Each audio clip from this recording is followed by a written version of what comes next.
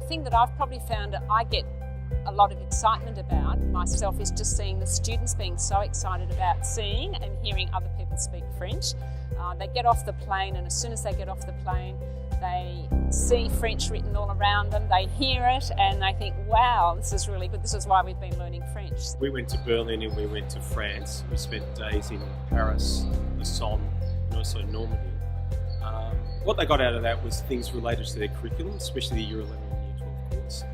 But they also got to see far beyond that. They got a cultural immersion as well, and their bonds with each other, because they're Year 10, 11 and 12 students, so their bonds were quite amazing. But just even that incidental stuff that you might see, the multiculturalism within the country or things like that.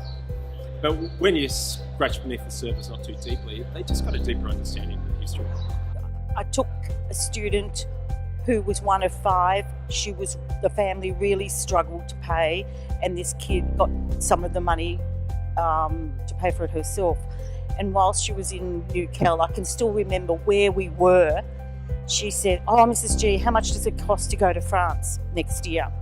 And I nearly cried because, I'm nearly crying now, because I just knew the family couldn't afford it. And I said to her, "Sharon, it's a lot of money, and you really, you've had this chance, and your parents are very good to have helped you, and blah, blah, blah." She said, "Mrs. G, after I've been here, if you think that I'm going to miss another minute of French, you've got to be kidding."